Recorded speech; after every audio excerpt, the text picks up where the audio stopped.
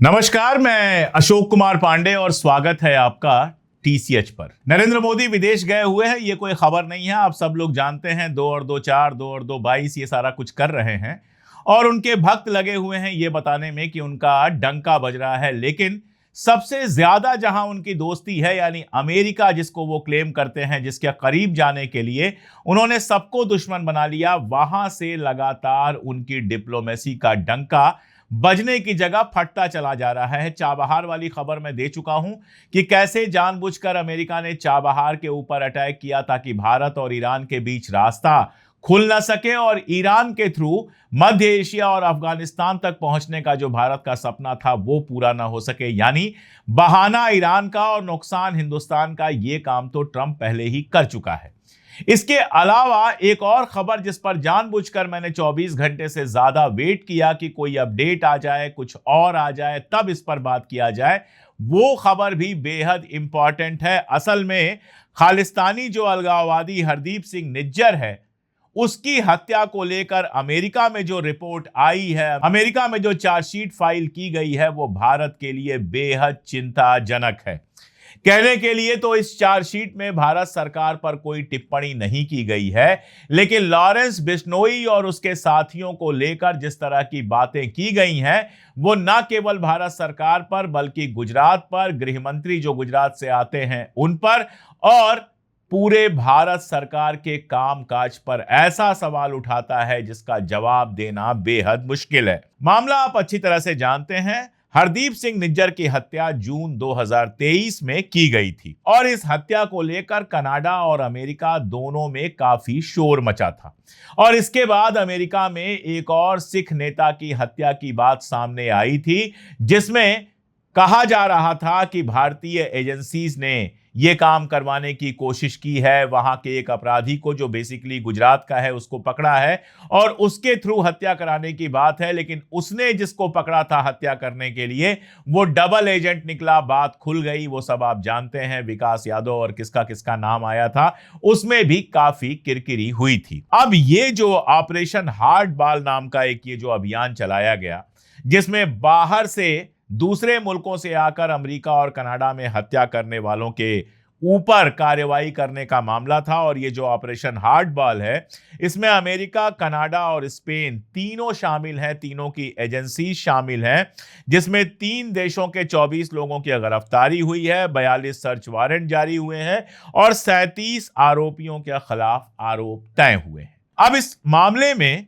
Lawrence Bishnoi का नाम जिस तरह से जुड़ता है वो देखने वाली बात है। जो चार्जशीट दाखिल हुई है उसमें इस गिरोह का नाम बताया गया है Lawrence Bishnoi organise crime group, और यह कहा गया है कि हरदीप सिंह निज्जर की हत्या का जो आदेश दिया था वो लॉरेंस बिश्नोई ने दिया था, और यह आदेश दिया गया था गोल्डी बरार उर्फ सतिंदरजीत सिंह को, जो अमेरिका के अंदर लॉरेंस बिश्नोई के गैंग का चीफ है। दरअसल इसमें बताया यह गया कि बरार जो है वो नॉर्थ अमेरिका में चीफ है ऑपरेशंस का लॉरेंस बिश्नोई के लिए, रोहित गोदारा यूरोप में है और सुखराज सिंह कांग जो है वो इंडिया के अंदर लॉरेंस बिश्नोई के गैंग को चलाते हैं। ये 3 नाम खास तौर पर दिया गया। अब हरदीप सिंह निज्जर का मामला यह है, चार्जशीट इसको नोट करती है कि government of India Hardeep Singh Nijjar को आतंकवादी मानती है, खालिस्तानी आतंकवादी मानती है, जो भारत से पंजाब को अलग करके खालिस्तान बनाना चाहते हैं। अभी एक फिल्म भी आई थी,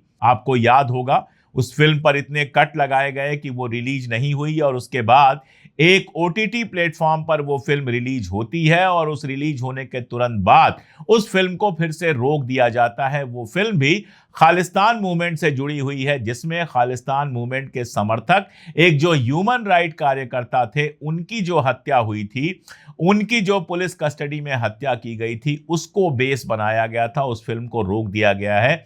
दरअसल खालिस्तान का मामला एक समय ऐसा लग रहा था कि पूरी तरह से खत्म हो गया है, लेकिन पिछले कई सालों से पंजाब के अंदर आप कह सकते हैं सतह से नीचे खालिस्तान के समर्थकों का एक आपको जोर दिखाई देता है, एक दबाव दिखाई देता है, और बहुत साफ समझ में आता है कि जिस तरह से इस देश के अंदर मुसलमानों को पाकिस्तानी, सिखों को खालिस्तानी, बंगाली मुसलमानों को बांग्लादेशी और ये सब बनाने का काम किया गया है, तो जो अलगाववादी आंदोलन थे एक बार फिर से उभरते हुए दिख रहे हैं। दरअसल ये भी नरेंद्र मोदी सरकार की एक बड़ी असफलता है, जिस पर कभी उस फिल्म के बहाने या किसी और बहाने बात कर लूंगा। एक बात बिल्कुल नोट कर लीजिए कि सबसे तेज चैनल होने का दावा मैंने कभी नहीं किया।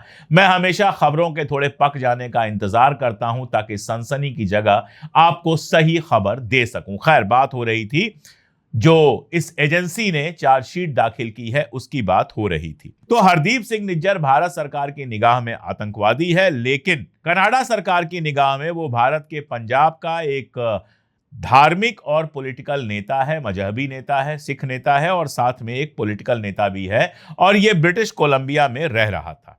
इसमें लॉरेंस बिश्नोई की जो पहचान हुई है वो ना केवल को कॉन्स्पिरेटर नंबर 1 के रूप में की गई है, जिसने हरदीप सिंह निज्जर की एक तस्वीर और उससे जुड़े कई सारे एड्रेस अवेलेबल कराए ताकि हत्या की साजिश हो सके। को कॉन्स्पिरेटर नंबर 1 के अलावा उसको इस गैंग का सरगना बताया गया है। कहा यह गया है कि इसके बाद को कॉन्स्पिरेटर नंबर 1 यानी लॉरेंस बिश्नोई और एक और व्यक्ति ने मिलकर 18 जून 2023 को कनाडा के सरे में, जो गुरु नानक सिख गुरुद्वारा है, ये ब्रिटिश कोलंबिया में ही सरे है, उसके गुरु नानक सिख गुरुद्वारे से बाहर निकल रहे हरदीप सिंह निज्जर की हत्या कर दी। यानी सीधे सीधे लॉरेंस बिश्नोई को इसके लिए जिम्मेदार ठहराया गया है। अब royal Canada mounted police RCMP ने एक अलग बयान दिया और उस बयान में कहा कि जिन 3 आपराधिक क्रिमिनल जो नेटवर्क थे उनके खिलाफ आरोप लगाए गए हैं, वे कनाडा और अमेरिका में जबरन वसूली, ड्रग की तस्करी, अपहरण और व्यापक हिंसा यानी बड़े पैमाने पर क्रिमिनल एक्टिविटीज, जिसमें सबसे इंपॉर्टेंट है हरदीप सिंह निज्जर की हत्या, इन सब में वो शामिल है। कुछ और बातें कही गई हैं जो बहुत ज्यादा चिंता का विषय होना चाहिए भारत सरकार के लिए और खास तौर पर हिंदुत्व की राजनीति करने वालों के लिए। कहा यह गया है कि बिश्नोई जो है वो सोशल मीडिया और मीडिया इंटरव्यू के जरिए खुद को एक देशभक्त, नेशनलिस्ट यानी कि राष्ट्रवादी और बहुत ज्यादा रिलीजियस, धार्मिक व्यक्ति के रूप में पेश करता है। अब देखिए ये क्यों इंपॉर्टेंट है। आपको याद होगा मुंबई में एक लीडर की हत्या हुई थी और उसके बाद उसमें लॉरेंस बिश्नोई का नाम आया था और उस समय पूरा का पूरा IT सेल, चूंकि जिनको मारा गया था वो नेता मुसलमान थे, तो पूरा का पूरा IT सेल लॉरेंस बिश्नोई को हीरो बनाने पे लगा था। सबसे शर्मनाक बात ये थी कि शहीद आजम भगत सिंह के साथ उसकी तस्वीरें लगाई गई थी। इसके पीछे क्या है?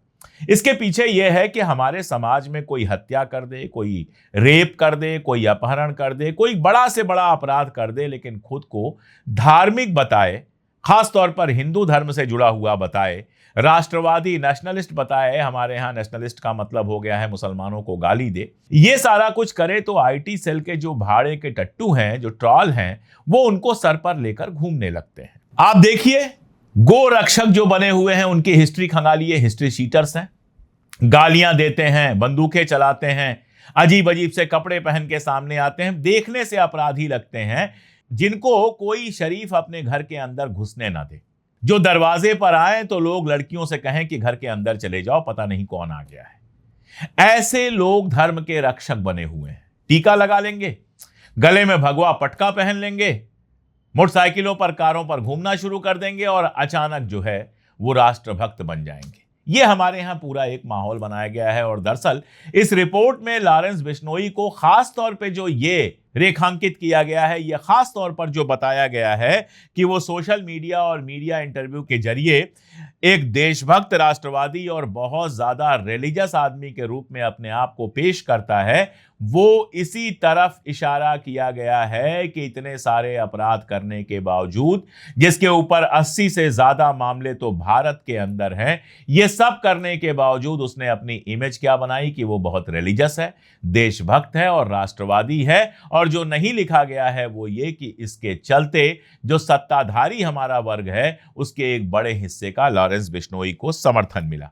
यह भी कहा गया है कि इन सारी चीजों का इस्तेमाल करके वो अपने गिरोह के लिए मेंबर्स की भर्ती करता है। पंजाब के गरीब इलाकों से नाबालिग लोगों को भर्ती किया गया है और नाबालिगों को भर्ती इसलिए किया गया है कि हमारे यहाँ 18 साल से कम अगर उम्र होगी तो सजा कम मिलती है। तो फ्रंट पे उनको रखा जाए, उनसे अपराध कराया जाए और जल्दी ही वो 6 महीने में जेल से छूट जाएं ताकि उनसे दोबारा अपराध किया जा सके।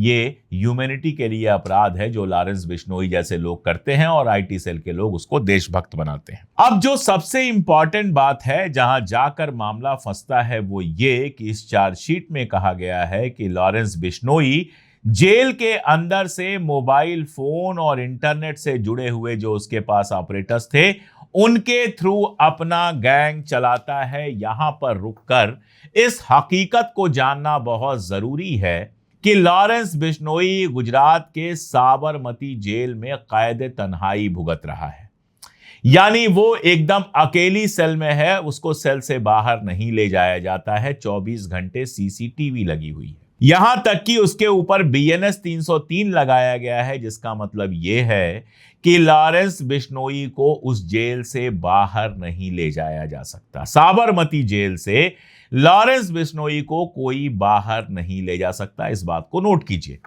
यहां तक कि अगर किसी राज्य में कोई अपराध होता है और उसमें लॉरेंस बिश्नोई का नाम आता है तो उस राज्य की पुलिस को जाना पड़ेगा लॉरेंस बिश्नोई से पूछताछ करने उसकी सेल में, उसको कहीं बाहर नहीं ले जाया जाएगा। इसका मतलब क्या है कि लॉरेंस बिश्नोई पूरी तरह से गवर्नमेंट और जेल के कंट्रोल में है, उससे कोई भी बिना सरकार और बिना जेल की इजाजत के मिल नहीं सकता और किसी भी हाल में उसको जेल से बाहर ले नहीं जाया जा सकता। तसव्वुर कीजिए, फर्ज कीजिए, सोचिए, एक जेल है जिस जेल में वो रहता है, जिसमें 24 घंटे सीसीटीवी है, उसकी निगरानी होती है, उससे बाहर नहीं निकल सकता, कोई उसके अंदर नहीं जा सकता। और उसके बाद ये सोचिए कि इसके बावजूद अमेरिका की ये एजेंसी आरोप लगा रही है कि जेल में बैठे बैठे फोन पर वो अपने गैंग को चला रहा है। अब यहां रुककर सोचिए कि ऐसी सेल में जहां से वो बाहर जा नहीं सकता और जहां सरकार की इजाजत के बिना कोई आ नहीं सकता, मोबाइल फोन और इंटरनेट उपकरण यानी कि टैब या फिर लैपटॉप, इस तरह की चीजें पहुंची कैसे, ये सबसे बड़ा सवाल है। उनके जो वकील हैं रजनी खत्री, उन्होंने चुनौती भी दी, उन्होंने कहा 24 घंटे वो सीसीटीवी में रहता है, कोई आ नहीं सकता, कोई जा नहीं सकता, तो आखिर वो गैंग कैसे चला सकता है। लेकिन यही तो सवाल है, यही सवाल है जो सबसे बड़ा सवालिया निशान खड़ा करता है कि जेल के अंदर उसको मोबाइल कौन अवेलेबल करा रहा है, जेल के अंदर उसको लैपटॉप या टैब या कंप्यूटर कौन अवेलेबल करा रहा है, कौन जेल के अंदर से ऑपरेट करने में उसकी मदद कर रहा है। अब देखिए, कोई तीसरा आदमी तो कर नहीं सकता, कोई राजनीतिक पार्टी तो कर नहीं सकती, कोई इंडिविजुअल तो कर नहीं सकता। तो अमेरिका के इस आरोप में, जैसा मैंने आपको बताया, कि हिंदुस्तान की सरकार या हिंदुस्तान की एजेंसियों या हिंदुस्तान के ऑफिसर्स का नाम तो नहीं लिया गया है, लेकिन जब यह कहा जा रहा है कि जेल के अंदर से वो ऑपरेट कर रहा है मोबाइल फोन या इंटरनेट के उपकरणों से, इसका मानी यह होता है कि उसको जेल के अंदर ये फैसिलिटीज अवेलेबल कराई जा रही हैं। नॉर्मल सी जेल में भी किसी अपराधी को मोबाइल नहीं यूज करने दिया जाता है, मोबाइल अवेलेबल नहीं होता है, लेकिन इतनी सुपर सिक्योर्ड जेल में भी अगर वो मोबाइल और इंटरनेट इस्तेमाल कर रहा है तो ये रिपोर्ट इशारा कर रही है कि उसको ये चीजें अवेलेबल कराई जा रही हैं और ये चीजें स्टेट के अलावा या जेल के ऑफिसर्स के अलावा कोई और अवेलेबल नहीं करा सकता। यानी सरकार को सीधे इन्होंने भले कुछ ना कहा हो, लेकिन इनडायरेक्टली सरकार के ऊपर इल्जाम लगा दिया है। अब देखिए, लॉरेंस बिश्नोई को लेकर ना बहुत सारी बातें आई हैं। यहां तक हुआ कि लोगों ने यहां तक दावा किया कि जो भारत की गुप्तचर एजेंसीज हैं वो उसका इस्तेमाल कर रही हैं। किसी ने कहा कि होम मिनिस्ट्री इस्तेमाल कर रही है, हम नहीं जानते। ना हम इन आरोपों को सही कह सकते हैं, ना हम इन आरोपों को गलत कह सकते हैं, क्योंकि हमारे पास ऐसा कोई सबूत नहीं है। हम तो वही मानना चाहेंगे जो भारत सरकार कह रही है कि वो एक सॉलिटरी कन्फाइनमेंट में है, जहां पर कायदे तन्हाई में उसकी एक एक हरकत पर सीसीटीवी से नजर रखी जाती है। ना वो बाहर जा सकता है, ना कोई अंदर आ सकता है, तो उसके पास मोबाइल होने का सवाल ही नहीं उठता है। हम तो इसी बात को सही मानते हैं। लेकिन अमेरिका की एजेंसी अगर ये आरोप लगा रही है तो भारत सरकार को यह जवाब देना चाहिए कि ऐसा नामुमकिन है। वो हमारे सॉलिटरी कन्फाइनमेंट में है, इसलिए ऐसा नामुमकिन है। अब यहां पर मैं आपको एक और रिपोर्ट की बात करता हूं। एनआईए ने 2022 में एक चार्जशीट दाखिल की थी लॉरेंस बिश्नोई के खिलाफ, और उसमें भी यही लिखा था कि लॉरेंस बिश्नोई जेल के अंदर रहते हुए अपना पूरा क्रिमिनल नेटवर्क चला रहा है। अब एनआईए अमेरिका की नहीं है, पाकिस्तान की नहीं है, कनाडा की नहीं है, स्पेन की नहीं है, कहीं की नहीं है। एनआईए यानी नेशनल इन्वेस्टिगेशन एजेंसी तो हमारे भारत की है, जो गृह मंत्रालय के लिए काम करती है और सबसे बड़ी एजेंसी है हमारी इस तरह के इन्वेस्टिगेशन के लिए। तो भारत सरकार की नेशनल इन्वेस्टिगेशन एजेंसी यानी कि एनआईए 2022 में यह बात कह चुकी है कि बिश्नोई जेल के अंदर से ही अपना पूरा क्रिमिनल गैंग चला रहा है। और वही बात 2026 में दोहराई जाती है अमेरिका की एजेंसी के द्वारा। इसका मतलब बहुत क्लियर है कि लॉरेंस बिश्नोई को किसी तरह से जेल के अंदर मोबाइल मिलता रहा है, जिससे वो अपना गैंग चला रहा है। साबरमती की जेल में अगर, जैसा मैंने आपको बताया, सॉलिटरी कन्फाइनमेंट में अगर उसको मोबाइल मिल रहा है, तो ये गुजरात सरकार कर सकती है या जेल का कोई भ्रष्ट ऑफिसर कर सकता है। इसको जवाब देना चाहिए, इसका जवाब देना चाहिए और इसके लिए जो जिम्मेदार लोग हैं उनको सामने लाना चाहिए, वरना भारत सरकार का नाम ना लेने के बावजूद ये रिपोर्ट भारत सरकार के खिलाफ जाती है। अब आप देखिए, ये तो अमेरिका की जो एजेंसी है, 3 एजेंसीज ने मिलकर जो जांच की, जो ऑपरेशन हार्ड बॉल चलाया, उसकी चार्जशीट है। लेकिन इसके पहले जब जस्टिन ट्रूडो कनाडा के प्रधानमंत्री हुआ करते थे, निज्जर की हत्या हुई थी और उसके बाद सीधे सीधे भारत सरकार की एजेंसियों पर आरोप लगे थे। हालत यह हुई थी कि भारत और कनाडा के बीच में रिश्ते बहुत खराब हो गए थे, वीजा न देने और किसकी किसकी बात आ गई थी, बोलचाल बंद हो गई थी, हाथ मिलाना बंद हो गया था, बहुत मामला उलझ गया था। कार्नी के आने के बाद रिश्ते थोड़े नॉर्मल तो हुए हैं, लेकिन कनाडा सरकार ने अभी तक अपना वो आरोप वापस नहीं लिया गया है। आरसीएमपी जो एजेंसी है जिसने ये सब जांच की है, उसकी डिप्टी कमिश्नर लिसा मोरलैंड को मंगलवार को जब ये पूछा गया, जब वो प्रेस कॉन्फ्रेंस कर रही थी, पूछा गया तो उन्होंने कहा कि निज्जर की हत्या को लेकर ये जो रिपोर्ट आई है और जो कनाडा की जांच चल रही है, दोनों में सीधा सीधा अंतर है। उनसे जब पूछा गया कि क्या जो नई चार्जशीट है वो जस्टिन ट्रूडो के उस आरोप पर कोई नई रोशनी डालते हैं जिसमें उन्होंने कहा था कि भारतीय सरकार के एजेंट निज्जर की हत्या में शामिल थे, तो मोरलैंड ने फिलहाल जो कनाडाई जांच चल रही है उस पर टिप्पणी करने से इनकार कर दिया। उन्होंने कहा, कनाडा में इस मामले में कुछ लोगों के खिलाफ पहले से आरोप तय किए जा चुके हैं, इसलिए मैं उस जांच के संबंध में कोई अलग से टिप्पणी नहीं करूंगी। उन्होंने कहा कि संगठित अपराध जांच और आरोप पत्र में लगाए गए आरोपों में ऐसा कोई सबूत नहीं है जिससे ये इशारा मिले कि भारतीय जो ऑफिसर्स हैं उन पर आरोप लगाए गए हैं या वे इस जांच में शामिल थे। और उन्होंने कहा कि आज जो सामने जानकारी आई है उससे भारत सरकार से कोई रिश्ता बनता नहीं है, बल्कि यहां तक कहा गया कि भारत सरकार ने इस जांच में पूरा सहयोग किया, कई सारे अपराधियों के ठिकाने वगैरह शेयर किए, लेकिन सबके बावजूद कनाडा में जांच चल रही है। और उन्होंने ये नहीं कहा कि कनाडा अब नहीं मानता कि भारत सरकार के अधिकारी इसमें शामिल नहीं है। अब भारत सरकार का नाम बाहर निकालने के लिए कोई आर्म ट्विस्टिंग की गई है, कोई डील की गई है या कुछ और भी बात है, हमारे लिए तो ये खुशी की बात है कि कम से कम भारत सरकार का नाम इससे बाहर हुआ। लेकिन इस खुशी पर पर्दा डाल देता है यह आरोप कि लॉरेंस बिश्नोई जेल के अंदर से मोबाइल और लैपटॉप से अपना गैंग चला रहा है, क्योंकि सवाल बड़ा हो जाता है, जैसा मैंने कहा, कि यह मोबाइल और लैपटॉप पहुंचाया किसने। और इसके अलावा यह आरोप कि वो धार्मिक वार्मिक बनने का दिखावा करता है जिसके चलते उसको सपोर्ट मिलता है, ये भी दोबारा सोचने पर मजबूर करता है कि हर अपराधी या हर आदमी जो माथे पे टीका लगा ले और गले में भगवा पट्टा डाल ले, क्या उसके सारे अपराध माफ हो जाते हैं? मुझे बहुत साफ लगता है कि जिस तरह की राजनीति देश में चल रही है उसमें बहुत सारे अपराधियों को मौका मिला है गले में भगवा पट्टा और टीका लगाकर, जिसकी वो कोई इज्जत नहीं करते हैं, अपराध करने का।